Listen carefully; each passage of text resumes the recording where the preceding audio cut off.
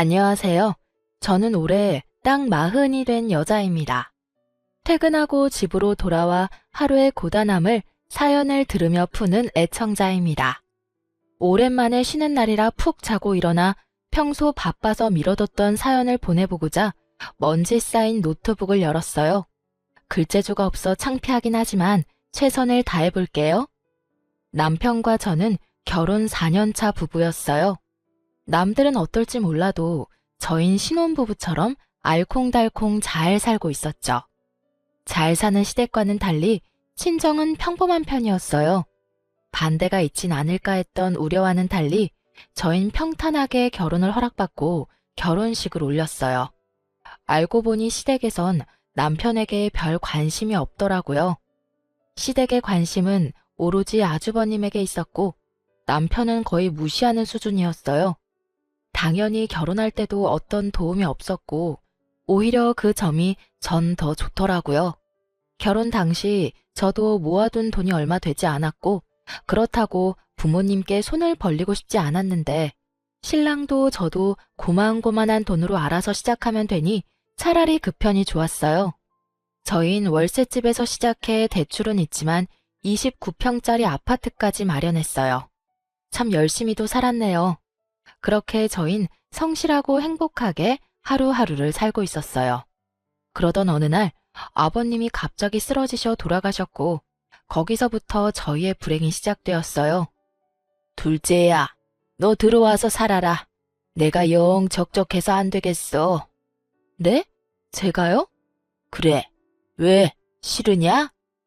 그렇다기보단 저보다 형님을 더 아끼시니 형님이랑 사시면 되시잖아요. 첫째는 회사가 멀어서 멀리서 살잖니. 그렇다고 회사를 옮기라고 할 수도 없는 노릇이고. 생각 좀 해보고 말씀드릴게요. 그날 저녁 남편은 한숨을 끊임없이 쉬더라고요. 왜 그렇게 한숨을 쉬어? 어머님 때문에? 응. 당신도 알지? 내가 어떻게 살았는지. 당연히 알지. 당신 연애할 때 술만 먹었다 하면 얘기했잖아. 알고 있었죠. 남편은 어렸을 때부터 형과 심한 차별을 당해왔습니다. 처음엔 단순히 장남과 차남에게 있을 법한 차별이라고 생각했는데 그게 아니더군요. 푼돈을 모으고 모아 급식비를 내고 그마저도 없을 땐 그냥 굶었다고 해요. 악착같이 모은 돈을 시부모님과 아주버님이 뺏어갔다는 얘기를 들었을 때 남편을 부둥켜 안고 얼마나 울었는지 몰라요. 아마 그때였던 것 같아요. 이 불쌍한 남자와 살아야겠다는 결심을 했던 순간이 다신 그 집으로 들어가기 싫었는데 막상 어머님이 그렇게 말하니까 고민스러워. 당연히 고민스럽지. 아주버님도 멀리 계시지? 응, 진주에 있어. 본사 발령도 힘든 상황인가 봐. 상황이 너무 안 좋다. 아버님도 갑자기 돌아가시고 어머님도 외로워 보이고. 그러니까 갑자기 혼자 되면 우울증이나 치매 같은 것도 잘 걸린다던데. 그럴 일은 없겠지만 괜히 그런 생각이 들면서 더 고민스러워. 너무 깊게 고민하지 말자. 당신 맘이 그러면 합가하면 되지 뭐. 같이 살다가 정 힘들면 다시 나오면 되지. 그리고 뭐가 걱정이야? 이제 당신 곁엔 내가 있는데. 내가 당신 지켜줄 테니까 걱정하지 말고 당신 마음 가는 대로 해. 그래, 천하무적 와이프. 든든하네. 고마워, 여보. 제 말에 남편은 합가하는 쪽으로 마음을 굳히는 듯 했어요. 그렇게 고민이 길어지던 어느 날 어머님께 전화가 왔더라고요. 예, 아직도 고민 중이니? 와이프랑 얘기 끝냈어요. 집은 새 주기로 했어요. 그래, 잘 생각했다. 내가 너한테 미안하고 고마워서 내 재산 다 넣어줄 생각이다. 네? 갑자기 그게 무슨... 갑자기라니. 너한테 합가하라고 말할 때부터 생각하던 거였어. 하여튼 그렇게 알고 빨리 들어오거라. 넓은 집에 혼자 있으려니 적적해 죽겠어. 큰 방 비워놨으니 그 방 쓰면 될 거다. 웬만한 짐은 다 들어갈 테니 걱정하지 말고 들어와. 네, 어머니. 빨리 정리해서 들어갈게요. 어머님의 갑작스러운 호의에 남편은 멍하니 있더라고요. 한참을 멍하니 있던 남편은 문득 어린 시절이 떠올랐는지 눈물을 글썽였어요. 울어? 아니, 그냥 내가 너무 나쁘게만 보고 있었나 이런 생각이 들어서. 응? 갑자기 무슨 말이야? 어머니가 재산 다 물려주신다네. 그 말을 다 믿는 건 아니지만 말이라도 그렇게 해주시니 기쁘면서도 슬프고 그래. 하여튼 좀 앞당겨서 들어가자. 천천히 들어가려고 했는데 어머니 많이 외로우신가 봐. 그래, 그러자. 난 상관없어. 그렇게 저흰 앞당겨서 시댁에 들어가게 되었어요. 어머님이 하셨던 말씀처럼 안방보다 더 큰 방을 비워두셨더라고요. 방 안에 저희가 쓰던 침대, 소파, 작은 냉장고까지 넣어도 자리가 남았어요. 그야말로 집안에 저희만의 원룸이 생긴 것 같은 느낌이었어요. 신혼 때가 떠오르기도 했고요. 시댁에 들어온 후 저희 사이가 더 돈독해졌어요. 어머님과의 사이는 그렇지 않았지만요. 예상했듯 어머님의 시집살이가 시작되었어요. 예, 아직 자니? 얼른 나와서 아침 준비 안 하니? 아, 네네. 밖에서 문을 두드리며 깨우는 소리에 놀라 시계를 보니 새벽 5시더라고요. 예상보다 이른 시간에 당황하긴 했지만 어느 정도 각오하고 들어왔던 터라 큰 타격은 없더라고요. 그냥 그러려니 했어요. 나도 도와줄게. 같이 해. 아니야, 당신은 출근해야지. 아침은 내가 다 할 테니까 일찍 퇴근해서 저녁에나 좀 도와줘. 그러니까 지금은 더 자. 저를 도우려고 일어나려는 남편을 도로 눕히고선 전 식사 준비를 하러 주방으로 갔어요. 어머님은 식탁에 앉아 계시더라고요. 전 그런 어머님을 뒤로하고 식사 준비를 시작했어요. 찌개에 반찬 서너 가지를 해서 식탁에 올려놓자 어머님이 맛을 보시더라고요. 예, 찌개고 반찬이고 너무 싱거운 거 아니니? 그래요? 저흰 원래 이렇게 먹어서요. 너무 싱겁다. 간 새로 하렴. 어머님은 초장에 절 잡아볼까 하는 생각이신 것 같았지만 전 그렇게 호락호락한 며느리는 아니었어요. 어머니, 싱겁게 먹는 게 건강에 좋대요. 짜게 먹어봤자 좋은 게 뭐가 있어요? 아버님 갑자기 쓰러지시는 거 보면서 저흰 더 싱겁게 먹고 있는걸요? 어머님도 나중에 고생하지 마시고 앞으로는 싱겁게 드세요. 아셨죠? 그래도 이건 너무 싱겁지 않니? 그럼 오늘은 그냥 드셔보시고 정 안 되겠다 싶으시면 말씀해 주세요. 내일부턴 간 좀 더 해드릴게요. 예상치 못한 저의 반응에 어머님은 그냥 그렇게 넘어가시더라고요. 식사를 마칠 무렵 간이 약하다 그러셨지만 전 알겠다 대답만 하고 계속해서 저희 식성대로 간을 했어요. 어머님, 오늘은 간 좀 더 세게 했는데 어때요? 전 좀 짠 것 같은데. 어머님은 괜찮으세요? 짜긴 뭐, 이 정도면 된 것 같구나. 앞으로는 이렇게 해. 네, 어머님. 전 이런 식으로 시집살이를 호기롭게 헤쳐나가고 있었어요. 마음을 단단히 먹고 들어와서 그런지 할만하더라고요. 생활비를 드리곤 있지만 둘이 살던 때보다 지출이 적으니 모이는 돈도 늘고요. 하지만 그런 날이 길게 이어지진 않았어요. 멀리 계시던 아주버님이 갑자기 회사를 이직하며 서울로 오게 되면서 시댁으로 들어와 버렸거든요. 계획에 없던 식구의 등장에 저도 저지만 남편이 더 당황스러워했어요. 그것도 그럴 것이 어린 시절부터 있었던 차별 때문에 아주버님 앞에선 한없이 작아지는 남편이었기에 아주버님의 등장이 달가울 순 없었죠. 어느 날 아침 식사를 준비하고 있는데 저희 방에서 아주버님 목소리가 들리는 겁니다. 저는 무슨 일인가 싶어 서둘러 준비를 마치고 방으로 갔어요. 그곳엔 아주버님이 제가 선물한 남편의 와이셔츠를 들고 서 있었어요. 야, 이거 내가 좀 입을게. 다려놓은 와이셔츠가 없네. 그거 안 되는데. 뭐? 잔뜩 주눅이 든 남편의 모습을 보는데 화가 확 나더라고요. 그거 제가 선물한 와이셔츠예요, 아주버님. 오늘 저 사람 입고 가라고 제가 어젯밤에 다려뒀고요. 저 사람도 오늘 입고 갈 게 그것뿐이라 빌려드릴 순 없고, 아, 여기 다리미 드릴 테니까 직접 다려 입으세요. 제가 해드리고 싶은데 전 식사 준비로 바빠서요. 아, 네. 그럼 네가 내 와이셔츠 좀 다려. 당신 오늘 아침 일찍 가야 한다면서 빨리 옷 안 입고 뭐해? 당장 옷 입고 나와. 알겠어? 어, 아주버님, 다림이 여기 있어요? 뭐 하세요? 얼른 출근 준비하셔야죠. 어, 그래야죠. 고마워요, 재수씨. 다리미를 받아든 아주버님의 표정이 멋씹은 듯 했지만 신경 쓰지 않았어요. 어디서 감히 제 앞에서 남편을 부려먹을 생각을 한다니 가당치도 않은 일이었어요. 전 아주버님이 방에서 나가는 걸 보고선 주방으로 돌아와 아침을 마저 차렸어요. 예, 그까짓 와이셔츠 좀 빌려주면 어디가 덧나니? 아주버님이 다림질하는 모습을 본 어머님이 득달같이 달려와 따지더라고요. 전 밥상을 차리며 대답했어요. 그까짓 와이셔츠 아주버님이 좀 다려 입으시면 되죠. 저한텐 제 남편이 하늘 같아서 구겨진 와이셔츠 입고 출근하는 꼴은 못 보겠는 걸 어째요. 그렇다고 식구들 아침밥 굶겨가며 제가 아주버님 와이셔츠까지 다릴 수도 없는 노릇이고. 정 싫으시면 아주버님도 장가 빨리 가시면 되겠네요. 너 그걸 말이라고 하는 게냐? 어머님, 벌써 6시가 넘었어요. 이러다 제 남편도 그렇고 아주버님도 그렇고 아침도 못 먹고 출근하게 생겼어요. 얼른 식사들 하세요. 그렇게 시작된 아침 식사. 편할 리가 없었어요.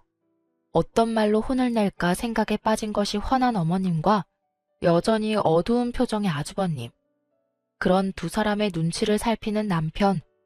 저는 일부러 더 오버를 하며 남편의 밥그릇에 반찬을 올려주며 이렇게 말했어요. 여보, 많이 먹어. 당신이 우리 집 기둥인 거 알지? 많이 먹고 힘내. 어? 고마워. 당신도 많이 먹어. 오늘따라 더 맛있네. 그런 우리가 꼴 보기 싫었는지 아주버님의 핀잔이 시작되더라고요. 맛있기는. 재수씨, 국 간이 너무 싱겁네요. 저 소금 좀 더 주세요. 아, 그래요? 싱겁게 먹는 게 건강에 좋은데. 그래도 소금 드려요? 네. 저는 짜게 먹는 걸 좋아합니다. 주세요. 네, 알겠어요. 전 소금을 가져다가 아주버님 국에 넣어드렸어요. 꽤 많이요. 도대체 소금을 얼마나 넣은 거예요? 너무 짜잖아요. 어머, 짜게 드시는 걸 좋아하신다길래 어쩌죠? 다시 드려요? 그렇게 짜면 형이 다시 떠다 먹어. 남의 와이프 그만 부려먹고. 처음이었어요.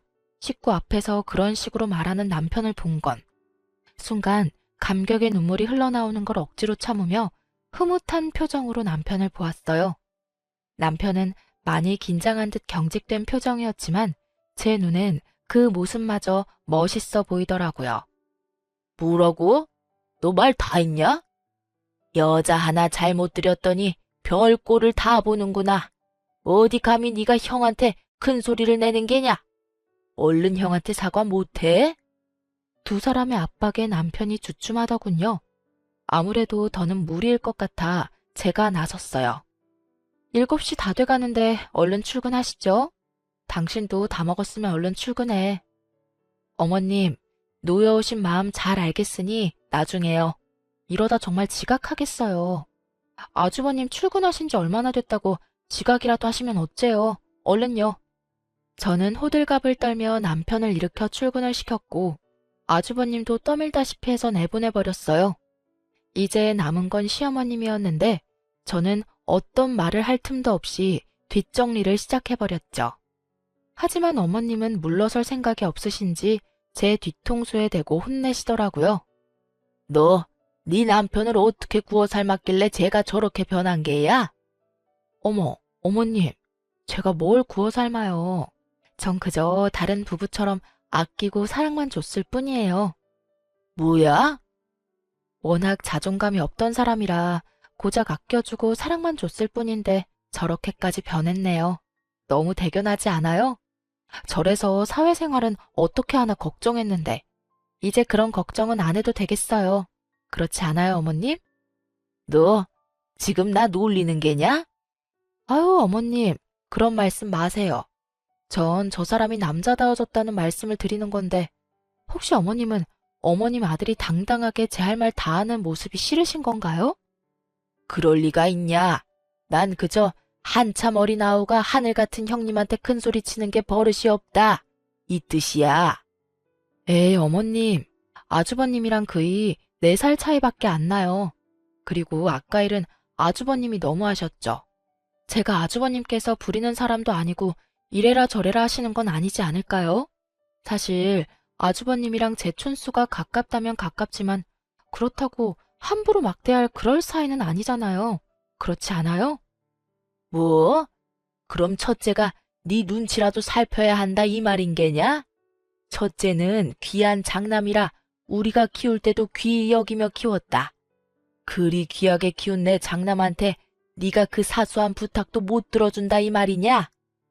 어머님의 말을 듣고 있는데 남편의 차별이 어땠을지 딱 알겠더라고요. 제 앞에서도 이런 식인데 남편이 자라온 세월엔 얼마나 더 심했을지. 전 지금 물러서면 앞으로 더 힘들어지겠다는 생각에 절대 물러서지 않기로 했어요. 그런 말이 아니라 예의는 지켜주셨으면 한다, 이 뜻이죠. 어머님, 저도 외동딸이라 나름 귀하게 컸어요. 어머님 말씀대로라면 저도 샤워하러 갈 때 그냥 가서 다 씻고 아주버님 불러서 속옷 심부름 시켜도 되겠네요? 저한텐 그게 아주 사소한 부탁이고 친정에서도 그랬거든요. 왜야? 순간 어머님의 표정이 장희빈의 표독스러움과 같아 살짝 겁이 났지만 마음을 가다듬고 하고 싶은 말을 마저 했어요. 이것 보세요. 어머님도 말문이 막히시죠? 저도 사실 아침에 그랬어요. 저도 이런데 그이는 오죽했겠어요? 자기 와이프를 식모 대하듯이 하는데 거기서 가만히 있으면 그게 남자게요? 그냥 바보, 멍청이 아닐까요? 그리고 말이 나왔으니까 드리는 말씀인데 저희는 어머님 모시려고 들어왔지 아주버님 모시려고 들어온 것도 아니고요. 어머님이 그러셨잖아요. 합가해서 어머님 잘 모시면 재산 다 주신다고. 그 조건에 아주버님이 없었잖아요. 아, 그렇다고 제가 아주버님을 무시한다거나 그런 뜻은 아니니까 오해는 마세요. 아주버님이 잘 대해주시면 저 역시 아주버님께 잘해드릴 거예요. 초지일관 미소를 잃지 않고 또박또박 할 말을 하는 저를 보며 어머님은 안 되겠다 싶으신지 말을 돌리시더라고요. 점심상 좀 거하게 차리거라. 친구들 온다고 했는데 깜빡했구나. 한 5명쯤 온다고 했으니 그리 알고 준비해. 이렇게 갑자기요? 장 본 것도 없는데. 그래서 내가 지금 말하지 않았느냐. 지금부터 준비하면 충분하겠네. 네 말대로 잘 모신다고 하지 않았니? 어디 내 재산 받아갈 자격이 있는지 어디 한번 보자꾸나. 오늘은 왜 안 하시나 했던 재산 타령이 나오고 전 그저 고개를 끄덕였습니다. 이쯤 되니 궁금해지더라고요. 제가 어머님을 모시고 산 것이 1년이 넘었는데 무슨 선거 공약하듯 입만 떼면 주신다는 그 재산 대체 얼만큼이나 주시려고 저러시나 하고요. 처음에 아무 욕심 없던 사람도 저렇게까지 하면 욕심이 나는 것이 당연한 거 아니겠어요? 전 음식 준비를 시작했어요. 갈비찜과 해물탕이 메인이었는데 하기엔 손도 많이 가고 시간이 오래 걸려서 유명한 맛집에서 포장해 제가 한 척 옮기고 나머지 몇 가지만 제가 해서 상을 차렸어요. 차린 건 없지만 많이 드세요. 예, 너 며느리 하나 잘 얻었다. 요즘 저런 며느리가 어디 있니? 음식 정갈하게 담은 거 좀 봐라. 솜씨도 좋네. 특히 이 갈비찜은 살살 녹네 녹아. 하여튼 이 집 둘째 아들 장가 하나는 잘 갔다니까. 요리 잘해. 혼자 되신 시어머님 잘 모셔. 아주 배가 다 아플 지경이다. 저를 골탕 먹이려고 부른 친구들인데 본인 뜻대로 돌아가지 않으니 어머님 표정은 좋지 않았어요. 얘가 그냥 들어왔겠니? 내가 나 모시면 재산 다 준다는 말에 혹해서 이러고 있지. 그렇지 않았으면 합가는커녕 얼굴이나 보고 살 수 있었겠어? 어머님 그런 말씀 마세요. 합가하려는 찰나에 어머님이 재산 주신다고 하셨었어요. 제가 말을 끼어드니 어머님이 저를 쏘아보시더라고요. 그런 어머님을 보며 친구분들이 제 편을 들며 거들어 주셨어요.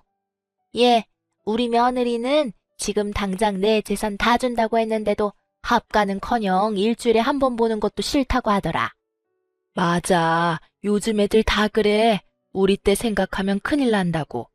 우리 때나 시부모 모시면서 찍소리도 못하고 살았지. 요즘에 그랬다간 다 늙어서 낡아 빠진 요양원 신세나 져야 한다고. 실버타운은 아니더라도 최신식 요양원에라도 가려면 며느리한테 잘해. 요양원은 무슨? 우리 장남이 가만히 있겠어? 너희도 알지? 우리 장남이 둘째 가라면 서러운 효자인 거. 요즘도 얼마나 나한테 잘하는지. 또 시작된 어머님의 장남 자랑에 친구분들은 눈을 피하며 식사에 열중하시더라고요. 저도 저지만 친구분들도 얼마나 들으셨는지 지겨운 눈치셨어요. 그런 것도 모르고 식사 자리가 끝날 때까지 자랑하시는데 중간에 한 친구분이 약속 있는 걸 깜빡했다며 판을 깨지 않았다면 우리 장남은 태어날 때부터 얼마나 효잔지 한 방에 쑥 하고 나왔지 뭐야? 하는 레퍼토리까지 나올 태세였어요. 그렇게 어머님이 준비하신 저를 골탕 먹이기 작전은 실패로 끝이 났어요. 그러던 어느 날 외출했던 제가 볼 일이 빨리 끝나 예상보다 집에 일찍 도착한 날이었어요. 집으로 들어서니 출근하셨던 아주버님과 어머님이 대화를 나누고 계시더라고요. 어? 오늘 일찍 퇴근하셨네? 전 그렇게만 생각하고 중문을 열려는 찰나 예상치 못한 대화에 멈춰섰어요. 어머니, 감사해요. 감사는 무슨 당연한 거 아니니? 장남인 네가 장가를 간다는데 그깟 건물이 중요해? 내가 못해줄 것이 뭐가 있느냐? 제가 잘할게요, 어머니. 진짜예요. 형편 나아지는 대로 어머님도 모시고요. 그런데 둘째 이 사실 알면 가만 안 있을 텐데. 사실 둘째보단 재수 씨가 더 걱정이에요. 재산 주신다고 한 약속 철석같이 믿고 있을 텐데. 그깟 약속이 뭐가 중요하니? 공증을 받은 것도 아니고 하다못해 각서 한 장 없는 말뿐인 약속. 그리고 걔 하는 꼴 좀 봐라. 지금 같아선 합가할 때 줬던 필요도 없는 작은 땅도 다시 뺏고 싶은 심정이야. 그 농사도 못 짓는 땅이요? 그래, 그 땅. 다시 안 뺏는 것만 해도 감사한 줄 알아야지. 혹시나 이 사실 알면 당장 나가 산다고 난릴 텐데. 저도 아직 어머님 모실 상황도 못 되고, 언젠가는 제가 모실 건데 아직 결혼도 안 했고 결혼하더라도 신혼생활은 즐기고 말을 꺼내도 꺼내야 할 것 같아서요. 그래, 다 알지, 우리 장남 마음. 걔들이 어떻게 알겠니? 너하고 나만 입 다물고 있으면 평생을 가도 모를 거다. 그리고 혹시나 알게 되면 다른 건물 처분해서 물려준다고 하면 되지 뭐. 요즘 따라 아주버님이 너그럽다 싶었더니 이유가 있었더라고요. 입만 떼면 주신다던 재산은 애초에 주실 생각도 없었고 합가할 당시 생색이란 생색은 다 내시며 주셨던 작은 땅도 쓸모없는 땅이었어요. 사람인지라 욕심은 났었지만 큰 기대가 없었던 터라 크게 실망하진 않았는데 저를 어떻게 생각하면 저런 식으로 말할 수 있나 하는 생각에 화는 좀 나더라고요. 아, 그럼 지금 두 분 말씀은 어머님이 입버릇처럼 말씀하셨던 그 재산 중 일부는 아주버님 집 사주셨고 남은 건물조차 저희 줄 생각은커녕 애초에 땡전 한 푼 줄 생각도 없으셨다. 이 뜻이네요? 저의 등장에 많이 당황한 두 사람이 저를 보더라고요. 두 사람이 보기에도 제 표정이 심상치 않았는지 저를 달래기 시작하더라고요. 당연했죠. 아직은 수족처럼 부려먹을 사람이 필요했을 테니까요. 재수씨, 그게 아니라 제가 어머니께 빌린 거예요. 제가 장가를 가게 됐지 뭐예요? 그래, 아가. 네가 오해하는가 본데 다 빌려준 거야. 그리고 말이 그렇지 내 남은 재산은 다 너희 몫이란다. 내가 너희 주지 누굴 주겠니? 퍽이나 주시겠어요. 저는 마음의 소리를 속으로 삭히며 건성으로 대답하곤 방으로 들어와 버렸어요. 그리고 남편이 오길 기다렸어요. 여보, 괜찮아? 당신도 들었구나. 나도 난데 당신은 괜찮아? 나는 괜찮아. 어차피 기대도 안 했는걸. 난 그저 미우나 고우나 부모니까 마지막 효를 다하려 들어왔던 거였어. 우리 올해로 합가한 지 2년쯤 됐지? 이쯤 하면 된 거 같은데 이제 다시 분가할까? 타이밍도 제격이긴 한데 당신 정말 괜찮아? 난 정말 괜찮다니까. 그럼 5개월 뒤에 나가자. 그때 세준거 계약 만기야. 어때? 그래, 그러자. 일단 그때까지 어머님한텐 비밀로 하자. 그래. 저흰 남은 5개월을 좋게 잘 지내고 나가기로 했습니다. 그렇게 남은 시간을 보내고 있었어요. 아주버님은 결혼을 하셨고요. 저의 형님이 되신 분은 저보다 나이가 어렸고 그 어린 나이만큼 뇌도 어린 것인지 개념 따윈 없는 사람이었습니다. 잔머리는 얼마나 좋은지 집안 행사가 있는 날이면 이리저리 잘도 피해가더라고요. 분가할 날이 얼마 남지 않은 저는 그저 묵묵히 제 일을 하며 지내고 있었어요. 좋은 날이 얼마 남지 않았는데 괜히 큰 소리 내고 싶지 않았어요. 여전히 어머님의 주지도 않을 재산 타령은 계속되고 있었고요. 저희에게 한 푼도 주지 않아도 되니 살아생전엔 제발 아주버님만 주지 말라고 그렇게 생각했어요. 아주버님은 물론이고 형님도 저희가 봤을 땐 어머님을 모실 사람으론 보이지 않았으니까요. 그나마 어머님도 재산이라도 쥐고 계셔야 남은 여생 편히 사실 거라 그렇게 생각했어요. 저흰 모진 냉대에도 2년 넘게 모시고 산 것으로 저희가 할 도리는 다 했다고 그리 생각했으니 다신 모시고 살 생각이 없었거든요. 그러던 어느 날 저희의 분가가 생각보다 더 빨리 이루어지게 되었어요. 한바탕 소란과 함께요. 그날은 어머님의 생신이었어요. 칠수는 작년에 성대하게 하셨고 올해는 그저 가족끼리 밥만 먹기로 했었어요. 그런데 이때껏 제사 한번 챙긴 적 없던 형님이 아침부터 시댁으로 와 호들갑을 떨기 시작하더라고요. 이게 뭐예요, 동서. 오늘 어머님 생신인 거 잊었어요? 1년에 하루밖에 없는 생신인데 신경 좀 쓰지 그랬어요? 특등급 소고기 미역국에 전복에 잡채. 그것 말고도 먹을 게 이렇게나 많은데 이 정도면 됐죠. 뭐 얼마나 더 신경을 써야 했을까요? 그리고 형님, 어제 제가 음식 준비 좀 같이 하자 했을 땐 바쁘시다 하더니 제가 어젯밤부터 해서 오늘 새벽까지 음식 다 해놓고 나니까 떡하니 와서 이러는 거. 본인이 생각해도 좀 얄미운 짓이라 생각 안 해요? 진짜 바빠서 그랬죠. 그러지 말고 우리 출장 뷔페 불러요. 비용은 내가 낼 테니까. 네? 그럼 이 음식들은 다 어쩌고요? 어쩌긴 내일 먹으면 되죠. 아, 나 갈 때 좀 싸주면 되겠다. 그럼 됐죠? 그러면 뷔페 부를게요. 형님! 형님! 저의 부름이 들리지도 않는지 형님은 재빠르게 출장 뷔페를 부르고선 어머님께 명품 가방을 안겨드리고 있더라고요. 밤새 고생한 걸 생각하면 말 그대로 열받아 죽을 것만 같았지만 오히려 잘 됐다 싶기도 했어요. 저렇게 서로 좋아 죽으니 맘 편히 분가해도 되겠다 싶었거든요. 그렇게 출장 뷔페팀이 오고 저흰 맛있게 식사를 마쳤어요. 제대로 대접받은 시어머님의 입이 귀에 걸려 내려올 생각이 없어 보였어요. 좋게 생각해보려 해도 너무 과한 대접에 꺼림칙함이 사라지지 않고 있을 때였어요. 저기 어머니. 뷔페팀이 사라지고 과일을 챙겨오니 아주버님이 조심스럽게 말을 꺼내더라고요. 왜 그러는 게냐? 무슨 일 있는 게냐? 그게...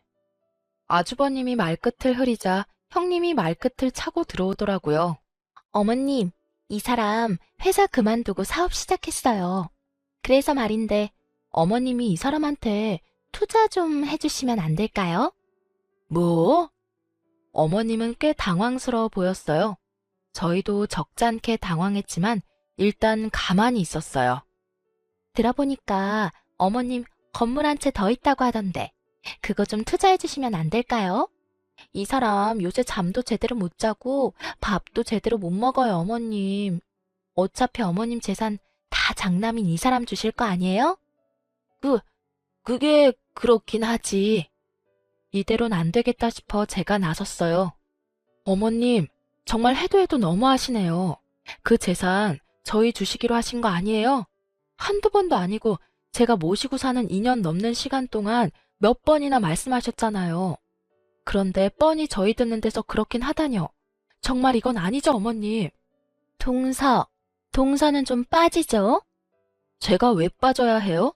여기서 절대 빠지면 안 되는 사람이 전데 제가 왜요? 동서, 그 건물이 어머님 건물이지 동서 건물인 줄 알아요? 아니, 그리고 서방님도 가만히 있는데 왜 동서가 나서서 이 난리인 줄 모르겠네. 그럼 형님은요? 아주버님도 저렇게 가만히 있는데 왜 형님이 나서냐고요? 이거랑 그거랑 같아요? 그럼 같지. 다를 건 또 뭐래요? 뭐? 야, 너 아까부터 어디서 꼬박꼬박 말대답이야. 내가 엄연히 손 윗사람인 건 몰라? 내가 그렇다고 하면 그런 줄 알고 고분고분하게 대답이 날 것이지 어디서 버릇없게? 뭐? 야, 버릇? 너 말 다 했니? 뭐? 너? 그래, 너. 말 놓길래 서로 말 까자는 뜻인 줄 알았는데 왜? 이게? 눈이 제대로 돌아버린 형님은 제 머리채를 낚아채더라고요.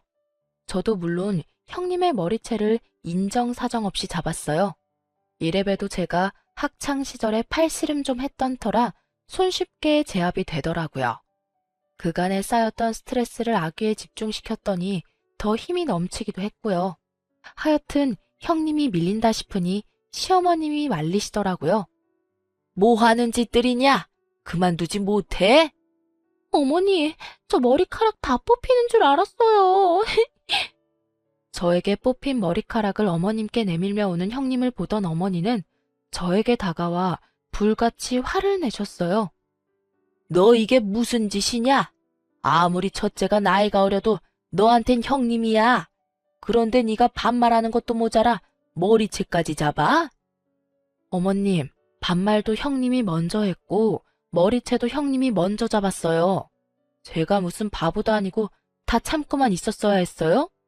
그럼 참아야지. 그러게 애초에 형님이 말씀하시는데 누가 대들래? 맞을 짓 했으니까 맞는 게야. 알겠어?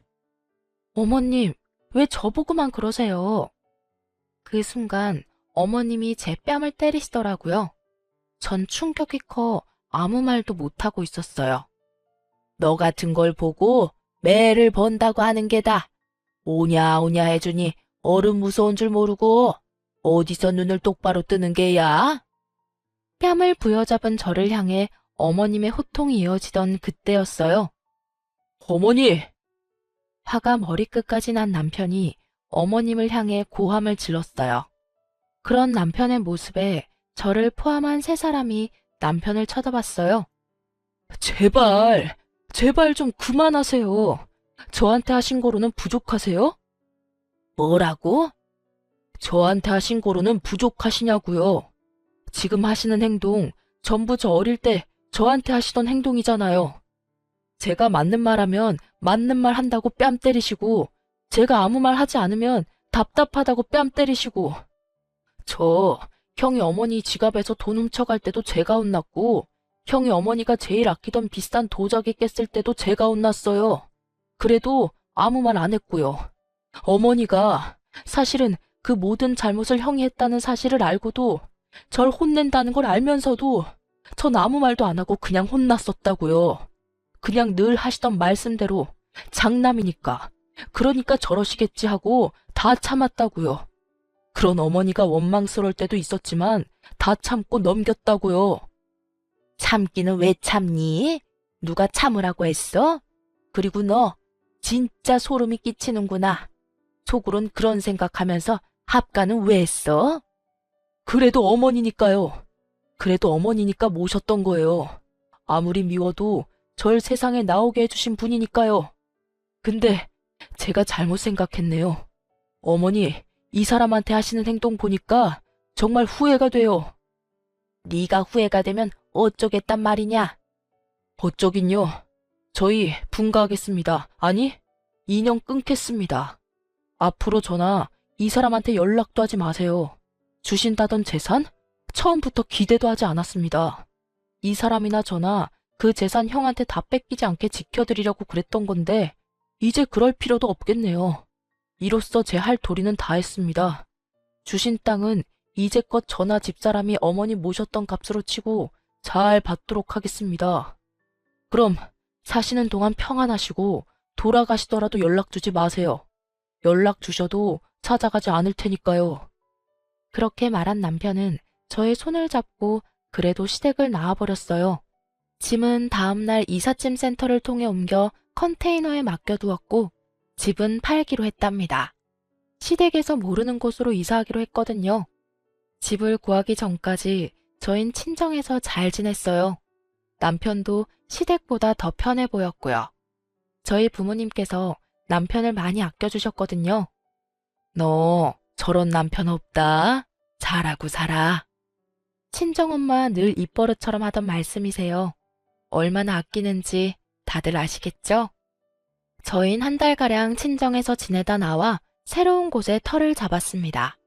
어머니께서 주셨던 땅을 처분하니 대출 없이도 작은 아파트 정도는 살 수 있더라고요. 남편은 회사도 그만뒀어요. 퇴직금과 조금 남아있던 돈으로 저흰 가게를 차렸고요. 한동안은 그렇게 잘 지냈어요. 시댁에서도 연락조차 없는 걸 보니 잘 지내는 것 같았어요. 어느 날 문득 달력을 보는데 시댁 제사가 있던 날이더라고요. 잘하려나 생각하는 찰나 무섭게 전화가 오기 시작했어요. 여보, 이거 봐봐. 어머님이랑 형님한테 계속 전화 와.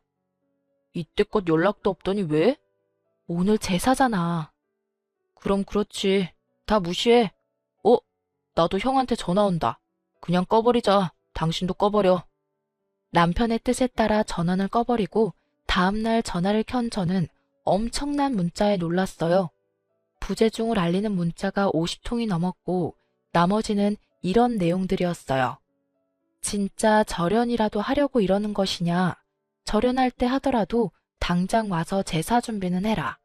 적당히 하고 당장 오라는 등 온갖 협박을 하던 연락의 끝은 더 황당하더군요. 너희 때문에 첫째네 이혼하게 생겼다. 형 집안 풍비박산 내놓고 얼마나 잘 먹고 잘 사나 내가 지켜볼 게다. 어머님에게 온 연락이었어요. 꼼짝없이 집안일을 다 떠맡게 생긴 그 여자가 이혼하겠다고 선포라도 한 모양이더라고요. 그렇게 끝인 줄 알았던 연락은 계속해서 왔어요. 어떡해 여보, 이거 좀 봐봐. 뭔데 그래? 전 어머님께 온 문자를 남편에게 보여줬어요. 너희 때문에 첫째네가 이제 내 연락은 받지도 않는다. 이거 어떻게 책임질 거야? 네가 그날 와서 제사만 지내줬어도 이런 일은 없었을 거 아니냐? 아주버님도 어머님 연락 딱 끊었나 봐. 어쩌지? 어쩌긴 어째. 그러게 진작 좀 잘하시지. 조금만 잘 대해주셨어도 우리가 이랬겠어? 다 자업자득이야. 그리고 뭐가 걱정이야? 돈도 많은데 알아서 잘 사실 테니까 걱정도 하지 마. 완전히 마음이 돌아선 남편은 냉정하더라고요. 전 남편의 말대로 그 연락도 무시했지만 어머님의 연락은 끊기지 않았습니다. 계속해서 무시로 일관하던 저는 결국 전화를 받고야 말았어요. 그날은 어머님 생신이었거든요. 네, 어머님. 아가, 어떻게 첫째가 나한테 이럴 수 있다니. 아주버님 연락도 없으세요? 연락은커녕 내 전화도 안 받은 지 오래됐어. 찾아갔더니 문도 안 열어주더라고. 내가 어떻게 했는데 나한테 이럴 수가 있단 말이냐? 어떻게 나한테 이래? 기다려보세요. 연락 오시겠죠. 기다려도 연락이 없으니 이러지. 넌 지금 사람 약 올리니? 제 말은 그게 아니라요. 이런 상황에서도 저에게 역정을 내는 어머님을 보니 할 말이 없었어요. 저의 통화를 옆에서 듣고 있던 남편은 언성을 높이는 어머님의 소리에 제 전화를 가지고 가 단호하게 말했어요. 어머니는 정말 여전하시네요. 다시는 전화하지 마세요. 전화를 끊어버린 남편은 어머님 번호를 차단 목록에 넣어버렸어요. 이제 다시는 연락 받지 마. 목소리도 듣기 싫으니까. 어, 알겠어. 그 뒤론 연락이 와도 알 수가 없으니 잊고 살았어요.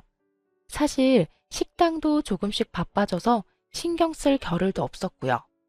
그러던 어느 날 식당으로 예상치 못한 손님이 찾아왔어요. 어서 오세요. 어머, 안녕하세요. 정숙이네 둘째 며느리 아니야? 네, 잘 지내셨죠? 그렇습니다. 지난번 집에 오셨던 어머님의 친구 한 분이 우연히 오셨더라고요. 저흰 그분에게서 잊고 지냈던 시댁 소식을 들을 수 있었죠. 난 잘 지내는데 정숙이는 오늘 내일 하잖아. 아, 집 나가서 모르겠구나. 글쎄 연락 뚝 끊겼던 장남이 갑자기 다시 찾아와서는 여행도 모시고 가고 용돈도 턱턱 주고 하길래 이제 정신 차렸나 보다 했지. 그런데 그게 아니라 사업이 힘들어져서 나머지 재산 뜯어내려고 왔더라고. 우리가 그렇게 말렸는데 정숙이는 우리 장남이 그럴 일 없다며 남은 건물 한 채 정리해서 투자해줬는데 글쎄 한 일주일 잘한다 싶더니 그 뒤론 또 연락 두절됐잖아. 그러게 말 안 듣더니 그나마 집은 남겨뒀으니 망정이지 다 늙어서 길거리에 나 앉을 뻔했어. 아, 그런 일이 있었어요? 그래, 그런 것도 장남이라고 그렇게 끼고 돌더니 요샌 나랑도 연락도 잘 안 돼. 창피하겠지. 동네방네 소문 쫙 났으니 어디 얼굴 들고 다니겠어? 네, 그렇긴 하겠네요. 그럼 식사 맛있게 하세요. 결국 저희가 우려했던 일이 그대로 일어났더군요. 남편은 그날 저를 피해 찾은 골목 어귀에서 10년 동안 끊었던 담배를 다시 피우더라고요. 그런 남편을 본 전 아무 말도 하지 못했어요. 그 심정이 어떨지 전 감히 짐작도 되지 않았으니까요. 그저 그날 밤 남편에게 마시는 안주를 만들어주며 술상을 봐줬어요. 남편은 술 한 잔에 털어내려는 듯 시원하게 소주 한 병을 비우고 평소의 모습으로 돌아와 열심히 음식을 연구하며 식당을 위해 노력했어요. 그런 남편의 노력을 하늘이 알아챘는지 식당에 손님이 넘쳐났어요. 그야말로 대박이었죠. 눈코 뜰 새 없이 바쁜 일상을 보내던 어느 날, 모르는 번호로 전화가 오더군요. 그 당시 체인점 문의 전화가 많이 오던 터라 아무런 의심 없이 전화를 받았어요. 여보세요? 아가, 나다. 저희가 전화를 받지 않자 전화번호까지 바꿔 연락하셨더라고요. 네, 어머님, 잘 지내시죠? 죽기 전에 목소리라도 들어볼까 싶어서 전화해봤어. 네? 어머님, 그게 무슨 말이세요? 죽으신다뇨. 내가 이렇게 살아서 뭐 하겠니? 그래서 죽으려고 하니 네 생각이 나지 뭐야. 그래서 마지막으로 목소리라도 들어볼까 해서. 둘째랑 행복하게 잘 살아. 이만 끊으마. 그렇게 끊긴 전화를 붙잡고 제가 안절부절 못하고 있자 옆에서 듣고 있던 남편의 눈빛은 흔들렸지만 말은 단호하게 하더라고요. 절대 죽을 사람 아니니까 걱정하지 마. 전 여기서 끝이 아닐 거란 예감이 강하게 들더라고요. 제 예감은 적중했고 병원에서 전화가 왔어요. 어머님이 입원하셨는데 환자분이 애타게 찾고 있으니 오시라고요. 저와 남편은 대기 손님까지 있던 가게를 내팽개치다시피 하고 급히 병원으로 달려갔어요. 병실 앞에 도착한 저희는 가쁜 숨을 내쉬고 있었는데요. 그때 병실 안에서 어머님 목소리가 들려오더라고요. 응? 나 괜찮아. 그냥 입원만 한 거야. 죽는다고 했는데도 오질 않으니 어쩌겠어? 이런 쇼라도 해야지. 첫째 놈, 말도 마라. 아예 전화번호까지 바꿔서 연락도 안 돼. 내가 미쳤지. 그런 것도 자식이라고 한평생 모은 재산 다 쏟아부었으니 그나마 둘째가 심성이라도 고우니 그걸 잘 이용해 봐야지. 다 늙어서 혼자 어떻게 살아? 이제 올 때 됐으니 끊어. 그래요. 저흰 또 속은 것이었습니다. 전 긴장이 풀리며 그 자리에 주저앉아 버렸고 남편은 치가 떨리는 듯 온몸을 부들부들 떨며 거칠게 병실문을 열었어요. 왔니? 소름 돋는 어머님의 연기에 남편은 더욱 화가 난 듯 했어요. 목소리마저 떨리고 있었거든요. 어머니, 아니, 아주머니, 연기 그만하세요. 밖에서 통화하는 거 다 들었어요. 그리고 제발 다시는 연락하지 마세요. 우연히 길거리에서 만나더라도 아는 척도 하지 마시고요. 당신이란 사람 정말 이제 짓떨립니다. 할 말을 마친 남편은 주저앉은 저를 부축해서 병원을 나와버렸습니다. 가게로 돌아가는 차 안에서 엄청 울더라고요. 그렇게 서글프게 우는 남편은 처음이었어요. 그런 남편을 안고 저도 얼마나 울었는지 몰라요. 가게로 돌아온 저희는 아수라장이 된 상황을 빠르게 정리하고 일찍 문을 닫았습니다. 그렇게 고단했던 하루가 지나고 저흰 약속이라도 한 듯 어머님의 어짜도 꺼내지 않고 살았습니다. 몇 달이나 지났을까요?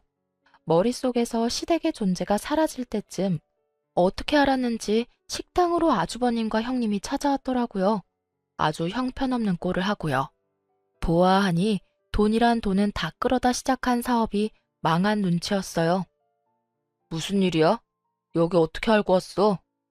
무슨 일이라니, 형이 동생 보고 싶어서 왔지. 네, 형이 서방님 얼마나 보고 싶어 했다고요. 동서, 잘 지냈어? 친한 척 말을 걸어오는 형님을 보니 구역질이 나올 것 같아 저는 아예 몸을 돌려 앉아 있었어요. 형이 언제부터 내 생각을 그렇게 했다고. 형이라면 죽고 못 사는 어머니한테나 가보지 그래. 야, 말도 마라. 어떻게 어머니가 나한테 이럴 수 있냐?